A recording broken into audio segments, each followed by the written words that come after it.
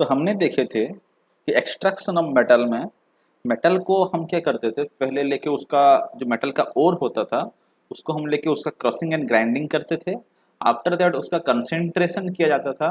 Concentration करने के बाद उस मेटल ओर का हम उससे मेटल को एक्सट्रैक्ट करते थे।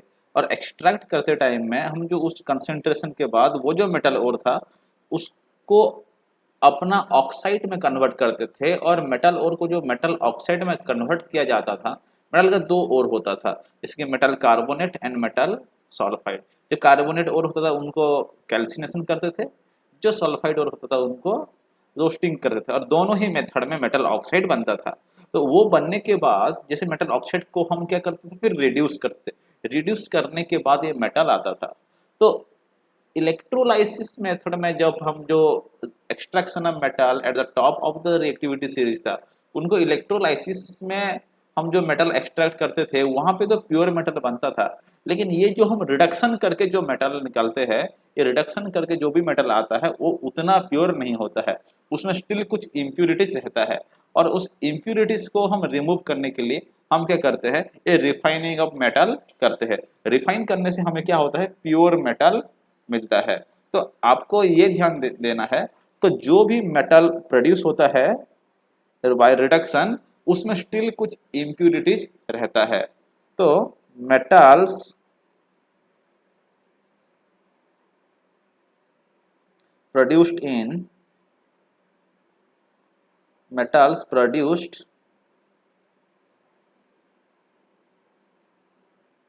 due to reduction process still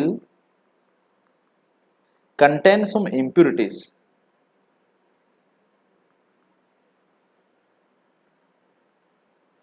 तो ये impurities को हम रिमूव करने के लिए रिफाइन प्रोसेस करते हैं। तो in order to remove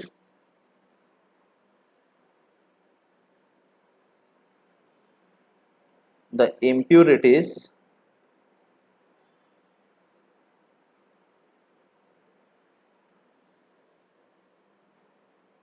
we do refining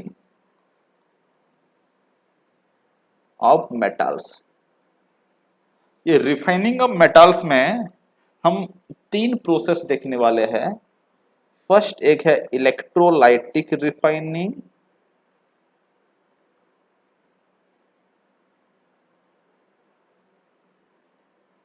second process है डिस्टिलेशन,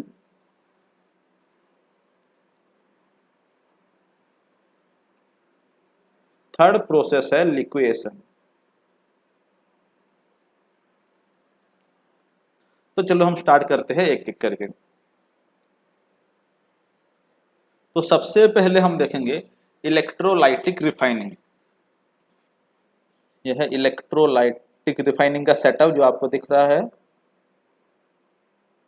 तो फर्स्ट मेथड है इलेक्ट्रोलाइटिक रिफाइनिंग।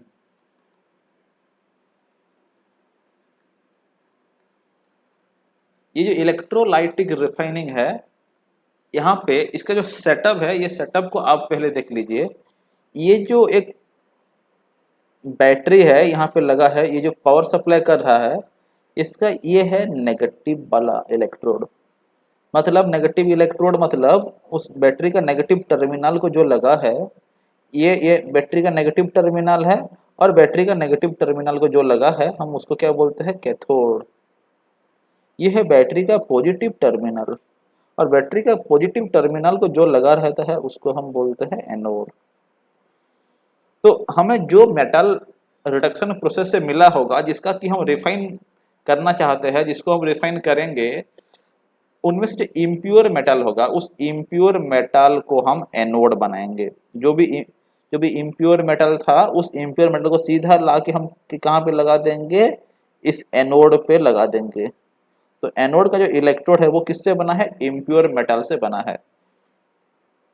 जो रिडक्शन प्रोसेस में जो मेटल आया है जिसको हम प्यूरिफाई करना चाहते हैं, ये है इम्प्योर मेटल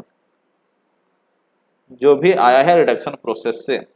और यहाँ पे कैथोड में क्या करेंगे, एक बहुत ही पतला सा thin strip of pure metal लेंगे। एक प्योर मेटल का बहुत ही पतला सा एक स्ट्रिप लेके कैथोड में लगाया गया है। तो सेम ही मेटल है देखिए। तो सपोज हम कॉपर का रिफाइन करना चाहते हैं, कॉपर का, तो यहाँ पे एक प्योर कॉपर मेटल का एक स्ट्रिप लगाया गया है जिसको कि कैथोड बनाया गया है, और यहाँ पे इम्प्योर मेटल जो भी रिडक्शन प्रोसेस में आया है उसको ये एनोड में लगाया गया है। तो अब क्या करेंगे, यहाँ पे जो लिक्विड है, यहाँ पे एक इलेक्ट्रोलाइट है। इलेक्ट्रोलाइट जो मेटल का, क्योंकि इलेक्ट्रिसिटी कंडक्ट करने के लिए हमें इलेक्ट्रोलाइट चाहिए, यहाँ पे इलेक्ट्रोलाइट दिया गया है। तो इलेक्ट्रोलाइट आप सबको पता होगा, इलेक्ट्रोलाइट मतलब इलेक्ट्रोलाइट वो सब सब्सटेंस होते हैं जिसमें कि इलेक्ट्रिसिटी फ्लो करता है इधर इन मोल्टन स्टेट और इन एक्वा स्टेट। तो ये जो इलेक्ट्रोलाइट है ये एक सॉल्ट सॉल्यूशन है जिसमें कि इलेक्ट्रिसिटी फ्लो कर पाएगा। Salt solution of same metal, जो मेटल का हम इलेक्ट्रो रिफाइनिंग करना चाहते हैं, इलेक्ट्रोलाइटिक रिफाइनिंग करना चाहते हैं, उसी मेटल का ही एक सॉल्ट सॉल्यूशन इसमें है। तो फॉर एग्जांपल हम कॉपर का रिफाइनिंग करते हैं, तो कॉपर का रिफाइनिंग करने से क्या करेंगे, यहाँ देखो मेनली ये जो इलेक्ट्रोलाइटिक रिफाइनिंग है ये बहुत सारा मेटल के लिए यूज हो सकता है। राइट, हम एक कॉपर का पहले देखते हैं ताकि आपको इजीली समझ में आ जाए। तो कॉपर का जब इलेक्ट्रोलाइटिक रिफाइनिंग किया जाता है तो जो एनोड को हम क्या करते हैं, जो एनोड बनता है, यहाँ पे लिख दे रहा हूँ, for electrolytic refining of, for electrolytic refining of copper. तो ये एग्जाम्पल के साथ हम समझेंगे। तो यहाँ पे क्या करते हैं, जो एनोड में क्या बोला, एक इम्प्योर मेटल, जो इम्प्योर मेटल जो वहां से आया होगा रिडक्शन प्रोसेस में उसको यूज करते हैं। तो एनोड में क्या होता है, जो इम्प्योर मेटल जिसको हम प्यूरिफाई करना चाहते हैं, रिफाइन करना चाहते हैं, इसको हम इम्प्योर मेटल लेते हैं और उसको एनोड बनाते हैं। और इम्प्योर मेटल रॉड उस कॉपर का ही लेंगे क्योंकि हम कॉपर का ही ये रिफाइनिंग करना चाहते हैं। तो नेक्स्ट जो कैथोड है, कैथोड में हम क्या करते हैं, प्योर रहेगा लेकिन बहुत ही पतला।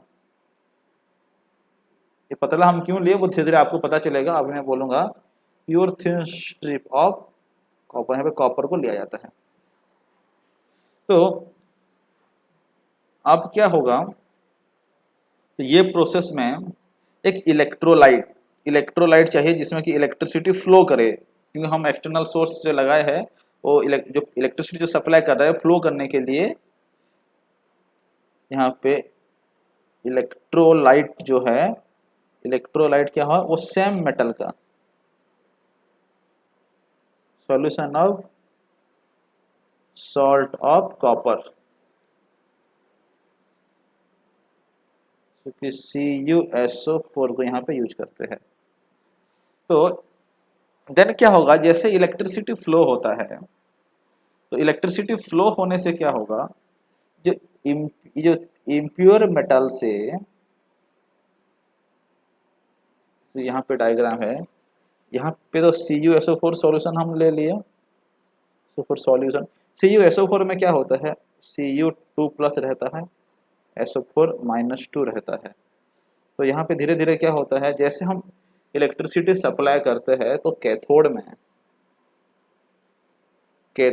में क्या होता है, यहाँ पे रिडक्शन होता है, और एनोड में ऑक्सीडेशन होता है। तो कैथोड में जो रिडक्शन होगा, यहाँ पे क्या होगा, जो ये जो सॉल्यूशन में जो Cu2+ होंगे वो सब चले जाते हैं कैथोड में, क्योंकि वो नेगेटिव इलेक्ट्रोड है। तो Cu2+ जो पॉजिटिव वाले है नेगेटिव के पास चलेंगे, तो Cu2+ जैसे जाता है वहां पे कैथोड से इलेक्ट्रॉन गेन करके Cu बन के उसके ऊपर डिपॉजिट हो जाते हैं।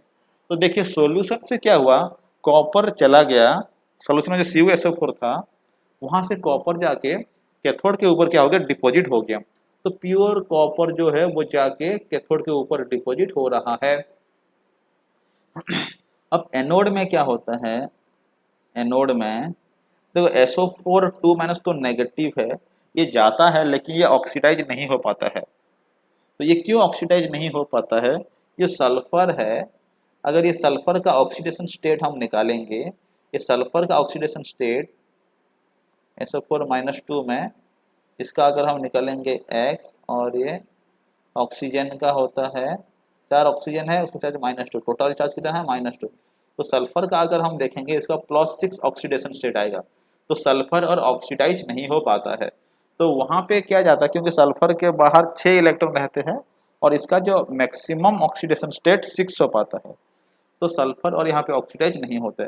तो यहाँ पे क्या होता है, जो प्योर मेटल होते हैं कॉपर, वो क्या करता है, SO4 2 माइनस जैसे ही ये एनोड जो इम्प्योर मेटल है इसके पास जाके जैसे SO4 2 माइनस पूरा कॉपर कर लेते हैं, वो क्या करते हैं, कॉपर के साथ रिएक्शन कर देते हैं और कॉपर को वहां से खींच लेते हैं।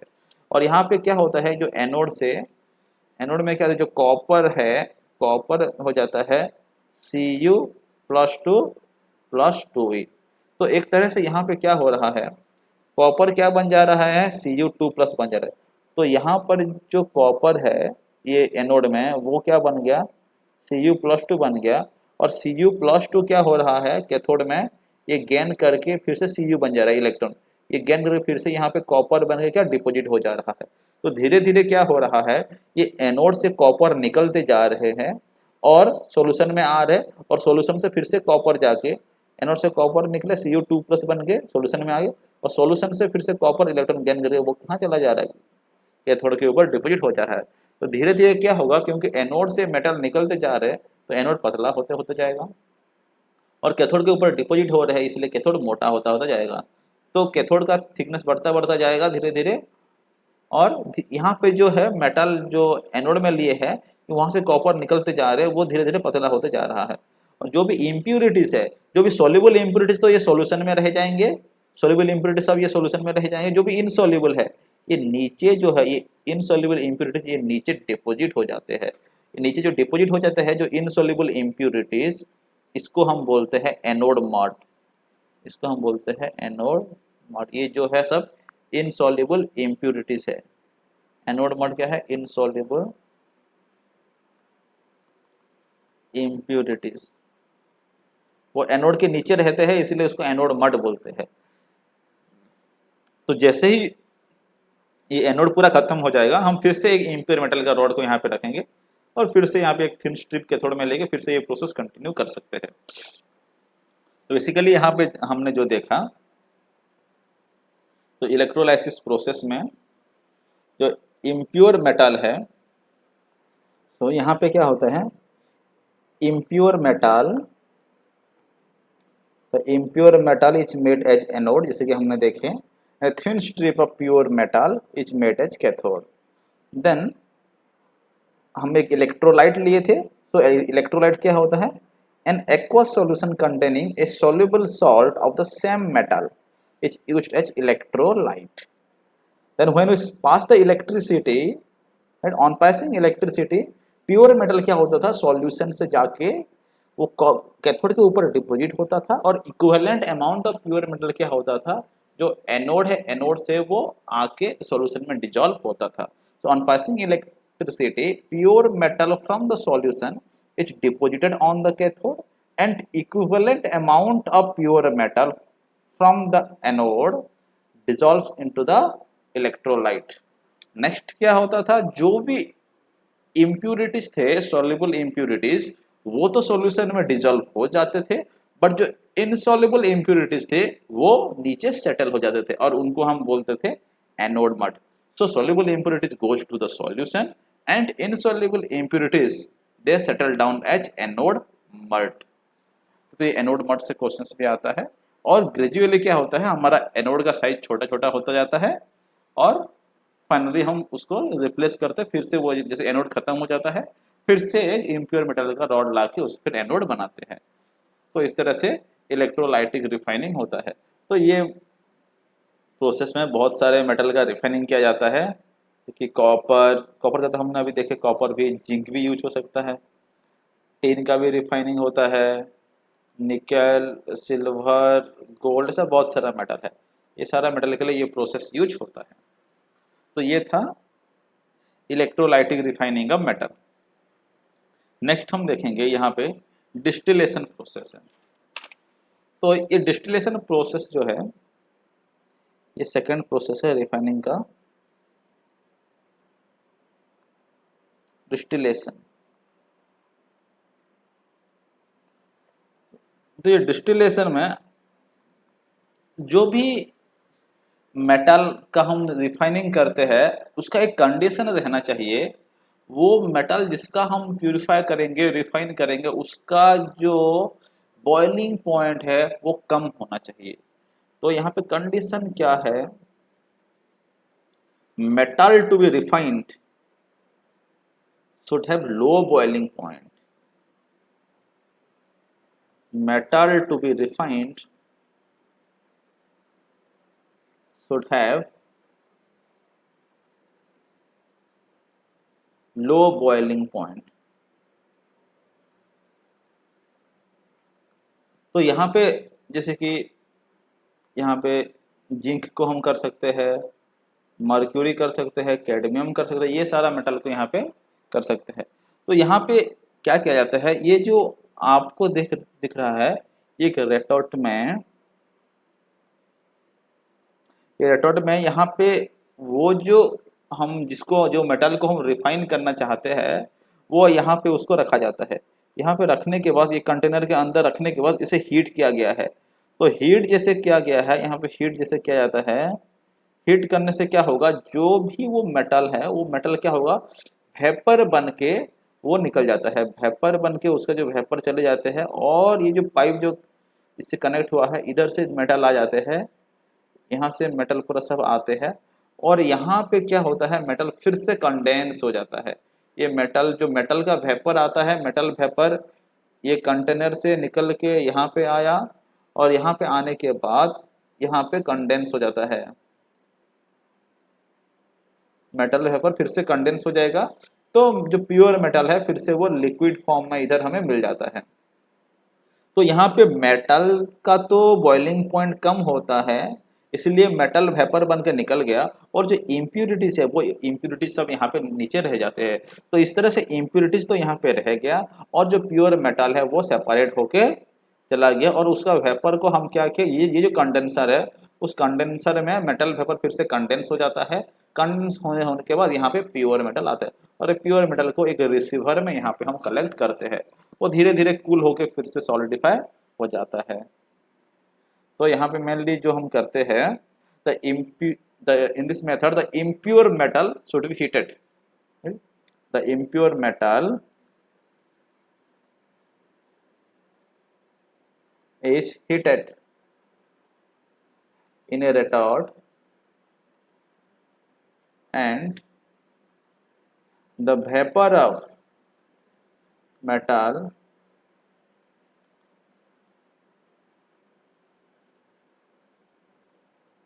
collected in a condenser.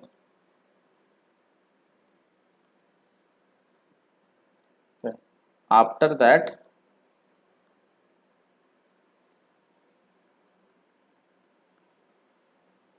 pure metal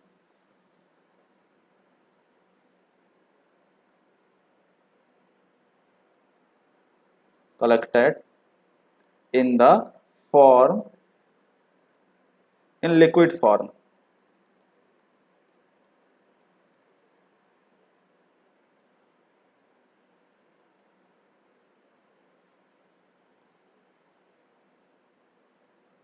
और जो नॉन वोलेटाइल इम्प्यूरिटीज, राइट, जिनका की बॉइलिंग पॉइंट बहुत ही ज्यादा है, वो यहाँ पे रह जाते हैं। तो non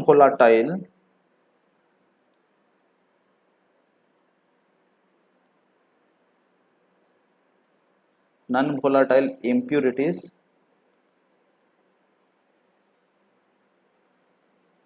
remain in the retort, और इस तरह से वो सेपरेट हो जाते हैं। प्योर मेटल सब वेपर बन के निकल गए और इम्प्योर जो इम्प्योरिटीज है वो क्या हो गए, वो रेटॉर्ड में ही रह गए। तो इस तरह से हमें प्योर मेटल मिल जाता है यहाँ पे। तो जनरली ये प्रोसेस उन लोगों के लिए यूज होगा जिन पे कि इम्प्योरिटीज का बॉइलिंग पॉइंट बहुत ही ज़्यादा है और वो बॉयल नहीं होते इजीली, और जो मेटल है उसका बॉइलिंग पॉइंट कम है, वो इजीली वेपर बन के चला आता है। तो zinc, mercury and cadmium. Next method है लिक्वेशन।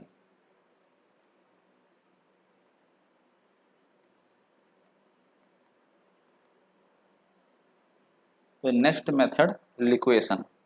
तो ये लिक्वेशन में क्या होता है, यहाँ पे जो इम्पोर्टेंट कंडीशन है, जो इम्प्यूरिटीज है उसका जो मेल्टिंग पॉइंट है ज़्यादा है और मेटल का जो मेल्टिंग पॉइंट है वो कम है।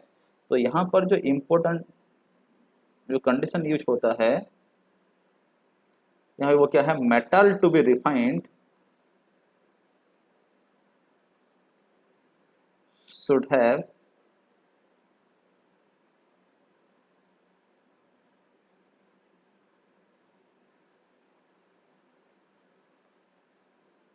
लो मेल्टिंग पॉइंट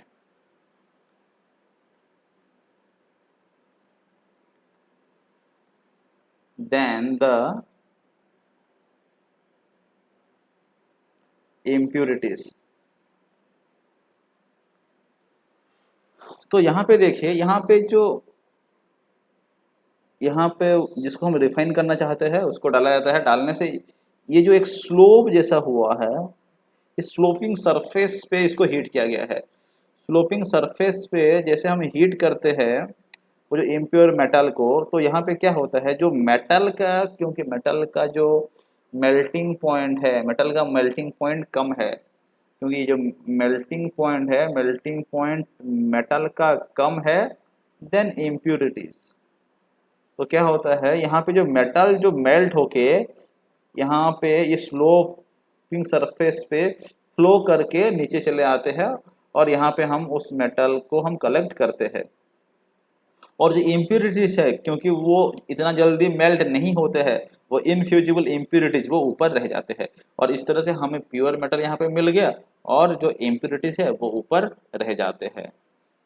तो बेसिकली ये प्रोसेस में हम करते क्या है, in this method the impure metal is heated in a sloping surface,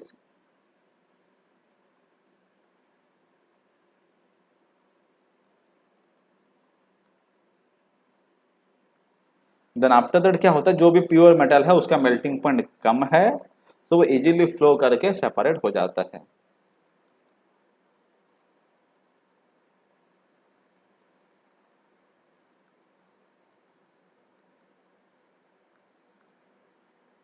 point of metal is low as compared to impurities।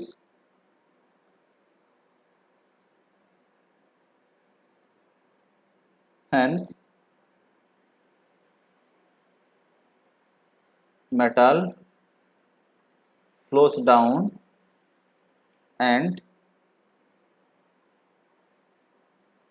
separated from the impurities। और इस तरह से हम सेपरेट कर देते हैं।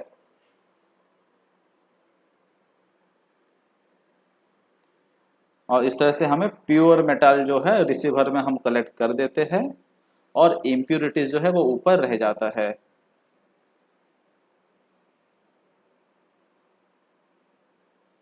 Impurities remain at the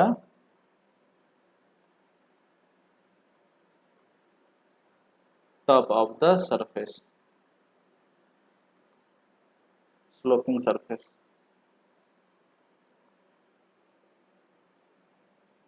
okay। इस तरह से हमें प्योर मेटल आ गया हमारा और इम्प्योरिटीज भी सेपरेट हो गया। और फाइनली जो ये जो रिफाइनिंग प्रोसेस के बाद जो भी मेटल मिलते हैं और प्योर फॉर्म में मिलते हैं। तो इस तरह से हम प्योर मेटल निकाल सकते हैं। तो रिडक्शन प्रोसेस से जो भी मेटल आता है उसमें सर्टेन इम्प्योरिटीज रहता है, उस इम्प्योरिटीज को निकालने के लिए हम क्या करते हैं, रिफाइनिंग प्रोसेस करते हैं। रिफाइनिंग प्रोसेस के बाद हमें फाइनली प्योर मेटल मिलता है।